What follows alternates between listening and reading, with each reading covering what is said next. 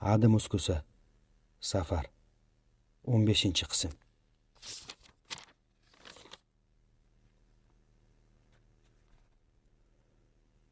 Suv yuzidagi nilufar. Avtobus bilan Florensiyadan Italiyadagi oxirgi bekatimiz bo'lgan Venetsiya tomon borar ekanmiz, bolalikdagi xayollarim yodimga tushdi. Bu xayollarimdan biri Venetsiyaning tor ko'chalarini gondola bilan suzib sayohat qilish edi. 3,5 soatlik yerdagi yo'lchiligimizdan so'ng sohildan 4 kilometr uzoqlikdagi Venetsiyaga borish uchun bu safar qayiqchaga chiqdik. Venetsiyaga yaqinlashganimiz sari sohildagi bir-biridan go'zal o'ziga tortuvchi binolarning soni ortib borar edi.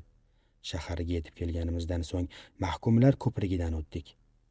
Bu yerga Mahkumlar ko'prigi deyilishining sababi bir zamonlar mahbuslar qatl qilinishidan oldin mana shu ko'prik orqali shaharni oxirgi bor ko'rishar ekan. So'ng Venetsiyaning eng mashhur maydoni San Markoda biroz vaqt o'tkazdim.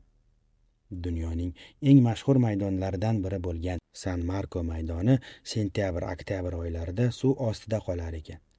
Maydondagi San Marko cherkovi bo'lsa, Venetsiyaning eng muhim me'moriy va diniy ramzlaridan biridir. Tashqi me'morchilikda oltin bargli bezaklar bilan bezatilgani sababli bino oltin cherkov deb ham ataladi. Maydonning ikki tarafiga tizilgan me'moriy inshootlar bo'lsa, Venetsiya dunyo tijoratining poytaxti bo'lgan davrlarda venetsiyalik boy savdogarlar tarafidan qurdirilgan. San Marko maydonidan chiqib, tor-tor ko'chalarda yurar ekanman, Venetsiyaning qanchalik sirli shahar ekanligini yanada yaxshiroq angladim. Shaharning har bir burchagi barokko, Vizantiya va Renessans davrlaridan qolgan binolarga to'la. Venetsiya bir vaqtlar zamonasining eng ta'sirli siyosiy va iqtisodiy kuchlaridan biri bo'lganligini bilishim bosib o'tgan ko'chalarimni go'yoki tarix bilan jonlantirmoqda edi. Kemadagi huzur. Qadamma-qadam xayollarim tomon yaqinlashmoqdaman.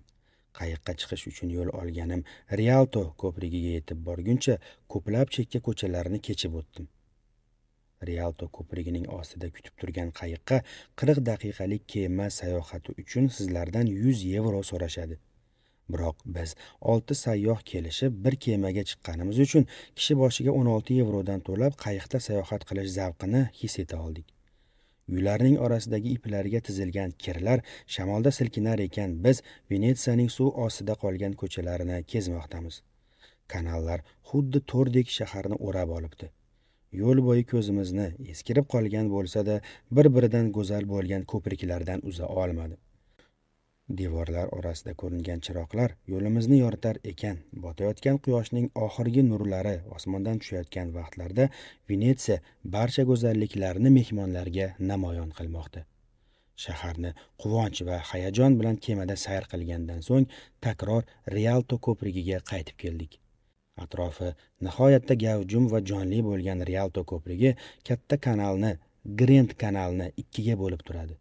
Katta kanalni eng go'zal holatda suratga olish mumkin bo'lgan Rialto ko'prigiga chiqib, biroz shaharni tomosha qilmoqingiz lozim. Agar bunday qilmasangiz, Venetsiyaga bo'lgan sayohatingiz yarim qolgan bo'ladi. Venetsiyada kun asta-sekin botib borar ekan, binolarning eshiklaridagi osma chiroqlar yona boshlaydi va Venetsiya boshqa go'zallikka burkanadi. Gondola sayridan so'ng qornimni to'yg'azish uchun ishonchli bir pitssachi izladim. Kosovalik ikki musulmon yigit ishlaydigan pitsaxonada biri pishloqli, yana biri pomidor va zaytunli pitsalarni ishtaha bilan yedim. Kosovalik yigitlar mehmon bo'lganim va Turkiyadan kelganim uchun meni mehmon qilishdi. Venetsiyaning orqa ko'chalarini yana bir bor kezib chiqqanimdan so'ng tun yarmida kichik kemaga chiqib shahardan qaytdik. Venetsiyadan qaytar ekanman, bolalikdagi orzuim ro'yobga oshgani sabab yaratganga hamd aytdim. Garchi tanishganimizga qisqa vaqt bo'lgan bo'lsa-da, Venetsiya bilan samimiy aloqa o'rnata olganimizni his qildim. Men hayotimga yangi kirgan shaharlarni hayotimga yangi kirgan insonlar kabi ko'raman. Venetsiya ham o'sha kundan boshlab hayotimga kirgan shaharlar orasidan joy oldi.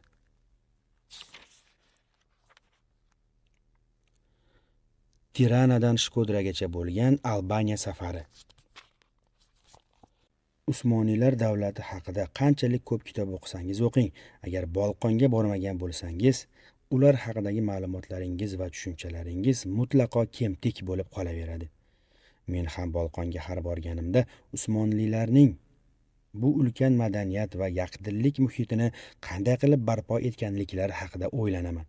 Shubhasiz, Usmonlilarning eng katta fazilatlaridan biri bag'rikengligi, insoniylikni boylik sifatida ko'rishi edi. Bu buyuk imperiya turli xalqlarni o'z quchog'iga olib, boshqaruvni ular bilan baham ko'rgani uchun madaniyati yanada boyidi. Tarixga bir turk davlati qatori yozilgan bo'lsa-da, vazirlarning ko'pchiligi Alban edi. Chunki Usmonlilar imperiya boshqaruvida har millatning fikrini inobatga olishardi. Bu ideallik esa olamga nizom o'rnatish, dunyoga adolatni, tinchlikni, ilohiy kalimullohni hokim qilish degani edi. 500 yillik Usmoniylar hokimiyati.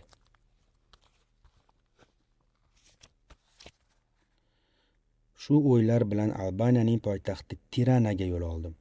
Bolqondagi musulmonlarning ko'pchiligi yashagan o'lka qatori bilingan Albaniya Adriatika dengizi sohilida joylashgan. 1417-yili Usmoniylar bu o'lka 4 asrdan oshiq g'arbda islomning yoyilishida markaziy rol o'ynagan. 1912-yili boshqa Bolqon o'lkalari kabi Usmoniylardan ajratilgan Albaniya Ikkinchi jahon urushidan so'ng boshqaruvni qo'liga olgan Anvar Xo'ja tomonidan boshqarila boshlagan. Anvar Xo'ja boshidanoq repressiv siyosatni amalga oshirar ekan, kommunist boshqaruvchilar dunyoda birinchi bo'lib ateizmni o'lkaning rasmiy diniga aylantirishadi. 90-yillardan e'tiboran demokratiklasha boshlagan Albaniya kechagi kabi bugun ham geografik joylashuvi va butun mintaqaga tarqalgan aholisi bilan Bolqon geosiyosatida muhim o'ringa ega. Albaniya turkiyaliklarni vizasiz qabul qiladi. Istanbuldan Albaniyaga 1 soat 15 daqiqada yetasiz. Aholisi 6 million bo'lgan Albaniyaning 3 millioni Albaniyada yashar ekan. Qolgan albanlar Kosovo, Serbiya, Makedoniya, Chernogoriya, Gretsiya va Italiyada yashashadi. Albaniyadagi xalqning 60% dan oshig'i musulmonlar, qolgani esa xristian va ateistlardir. Faqat shunday bir holki, Albaniyadagi musulmonlarning ko'pchiligi o'zlarini musulmon deb atashganiga qaramay, islomdan boxabarlar. Albanlar islomni o'z hayot tarzlaridan ziyoda madaniy yetuklik sifatida qabul qilmoqda. Tirana ko'chalari va Adxanbey masjidi. Poytaxt Tiranani shaharning eng muhim maydoni bo'lgan Iskandarbek maydonidan sayr qila boshladim. Tirananing har yeri alban millatchiligining eng muhim ramzi bo'lgan Iskandarbekning ismi berilgan bu maydonga chiqadi. Sariq binolari bilan xira bir ko'rinishga ega bo'lgan shaharda g'arib bir zerikish hissi bor. Bosgan har bir qadamimda bu zerikish menda urchib bormoqda. Eng ko'p muzeylari bilan tanilgan Tiranani kommunizm davridan qolgan ruhsizlik bugungi kunda ham tark etmabdi. Shaharni aylanar ekanman, Usmoniylar davridagi Tiranadan izlar qidirmoqdaman. Lekin behuda. Tirana bu jihati bilan na Prizrenga, na bir Skopyega o'xshaydi. Tirananing menga yoqqan bir tarafi har tomonlama yoyilgan xiyobonlari bo'ldi. Xiyobonlardagi o'rindiqlar turli yoshdagi albanlar bilan to'la. Men ham bir o'rindiqda o'tirib, atrofni tomosha qila boshladim va shu asnoda Tirananing yana bir boshqa jihatini kashf qildim. Tirana na bir tarix, na-da bir ta'til shahri. Tirana bu bir inson shahridir. Ajoyib dinamizmga ega bo'lgan shaharning har burchi, ya'ni ambitsiyalari, shuhratparastliklari, umidlari, kuchli va zaif tomonlari bilan bo'lgan insonlarga to'la. Tirananing bu jihatini kashf qilganimda shaharni yoqtira boshladim. Tirananing ko'chalarini uzun-uzun aylanib, xiyobonlarda vaqt o'tkazib, takror Iskandarbek maydoniga qaytdim. Maydondagi Usmoniylar davridan qolgan Adxanbek masjididan atrofga yoyilgan azon ovozini eshitib, men ham zudlik bilan masjid tomon yo'l oldim. Albaniya musulmonlari bilan bir safda namoz o'qish baxtining ta'mini oxirgacha totib ko'rmoqchi edim. Adxanbek masjidi go'yoki islomning ruhi nima bo'lsa bo'lsin, bu o'lkadan aslo o'chirila olinmasligidan xabar berardi. Masjid kommunizm davrida bir necha bor yopilib, buzilishga harakat qilingan bo'lsa-da, bugungi kungacha saqlanib qolgan. Masjidning yonida joylashgan soat minorasi ham Usmoniylarning Albaniyadagi eng nodir asarlaridan biri. Tavhid so'nmas quyoshdir. Adhambek masjidiga kirishim bilanoq Turkiyadan kelganimni anglagan bir alban tog'a meni mahkam quchoqlab oldi.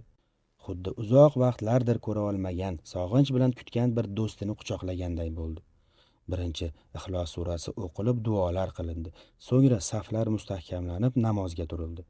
Namozdan so'ng imom takror Qur'ondan oyatlar o'qiy boshladi. Robbimizning buyukligi haqidagi oyatlar Tirananing markazidagi Adhambek masjididan atrofga baralla jarangladi. Oyatlarni eshitar ekanman, Albaniyaning tarixi, Anvarxo'ja davrida bo'lib o'tgan voqealar, tavhidning bir quyosh singari ekanligi va nima bo'lsa bo'lsin uning nurini aslo so'ndira olmasliklarini haqida o'ylab o'tirdim. Naqd 41 yil kommunizm bilan boshqarilgan Albaniyada islomga oid bo'lgan barcha narsalarni yo'q qilishga harakat qilingan. Kommunizm davrida masjidlar og'ilxonaga aylantirilib, olimlar yo o'qqa tutilgan yoki qatl qilingan. Qur'on o'rganish va o'rgatish taqiqlangan. Islomiy kiyinish va ro'mol o'rash cheklangan. Bundan tashqari barcha diktatorlar qildirganidek Anvarxo'ja ham Albaniyadagi shaharlarning maydonlariga haykallarini o'rnattirgan.